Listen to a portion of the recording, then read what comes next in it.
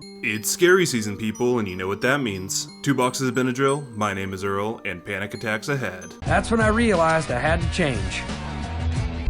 So I made a list of everything bad I've ever done, and one by one. October is a time of great strife for me. On the one hand, the mood of fall is unrivaled. Halloween itself absolutely fucks, and the seasonal fall options on most menus are the best of the year. On the other hand, he starts showing up more.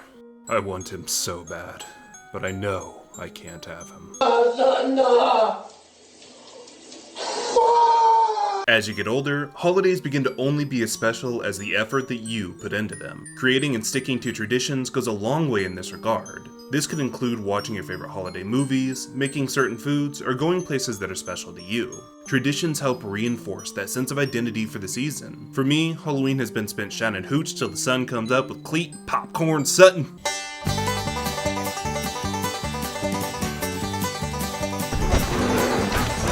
Popcorn Sutton blew Cleet's damn ass off with a 12-gauge shotgun last year though, so I thought I'd start a new tradition and play some scary video games. Horror games are an interesting beast. While the genre doesn't see as many releases as it once did, its history is rich with stellar titles. Seemingly every few years, a new horror title will rock the genre to its core, and then people forget to care about them until the next one rolls around. But what happens to the horror games in between those releases? What about the stinkers? Well, what if I told you that some of the most vile, rotten, 2-legged, 9-toed video games on the market are horror games? Seeing as the Supreme Court recently ruled that liking good things is cringe and liking bad is, increase, we're going to the bottom of the barrel. Through extensive research, I've managed to compile the lowest rated horror games of all time. Today, on this most momentous of holidays, we'll be going through 5 of the worst horror games ever made and ranking them from very worst to very best. I'm gonna need a stiff drink to get through this one, and this is the last batch Cleet and I ever made. This one's for you, old son. Oh, what the fuck?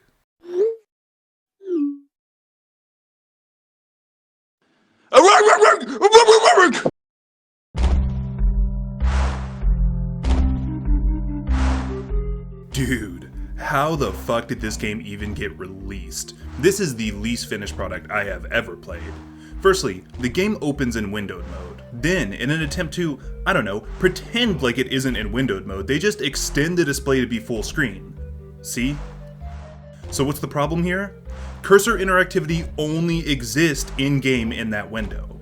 When it moves outside of that invisible window, you're interacting with whatever is behind the display, you just can't see it. There is no way to change this in the settings.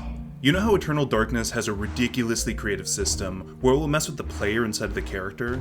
This game does that 100 times better. The jump scares in this game are a result of whatever the fuck you have accidentally done under the display. Ah, Tarkov! Oh, but Hollow's mind tricks don't stop there. The game also just tells you the wrong controls. This button doesn't do that. Those buttons don't do that. These buttons, don't do anything. Oh, interact with gas refill station?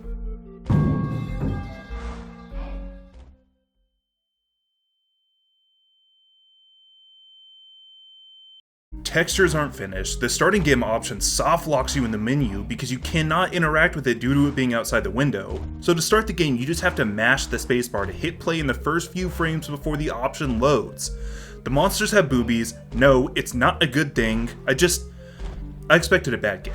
Maybe even a buggy mess, but there is absolutely no enjoyment to be found here. I restructured my script to go from worst to best just so I could warn you not to play it sooner. To the game's credit, this guy Jeffs it epic style when he runs, and in order to finally kill me, it had the balls to try to give me a real life seizure so my character and I would die at the same time. Even if the game was free, it would not be worth your time, but its base price is $20. For that price, you can go get a meal at Cracker Barrel and harass the employees until they kick you out. Excuse me, ma'am, what's the difference between the steak and the chicken?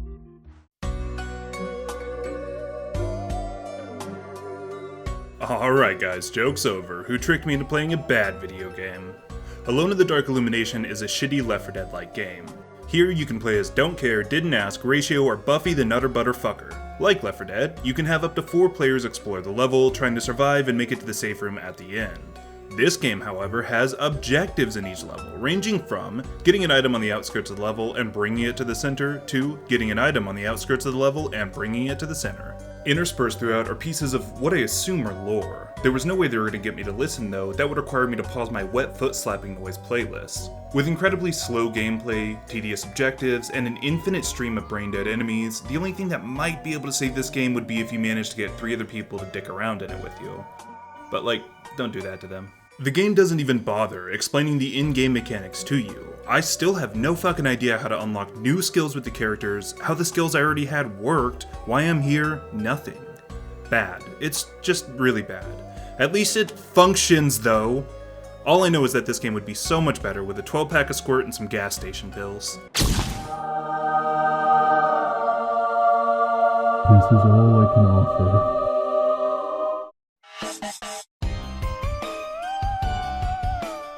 Hey, for a welcome change of pace, I don't dislike this game. I just don't care about it at all.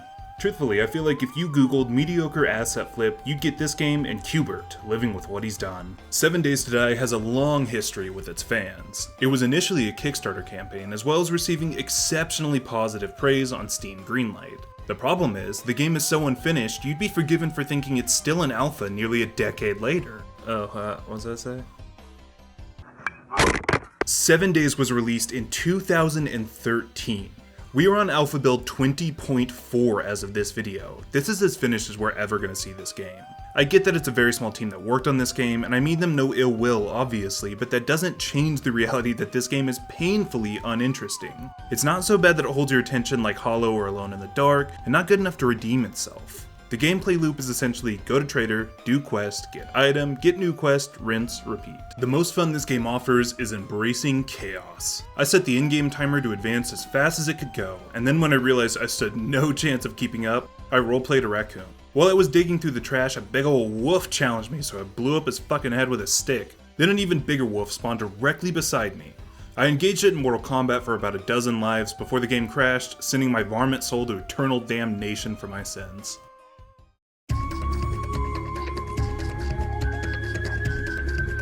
I was pleasantly surprised by Agony, a sentence which has only ever been uttered here and Masochist Anonymous. Agony certainly has its problems, let's get that established now. At a certain point in the game, the particle physics were so unoptimized that my decently high-end PC could barely manage to run the game, being so overloaded that OBS couldn't encode the recording, corrupting everything. Then the game saved and crashed right there, soft-locking me.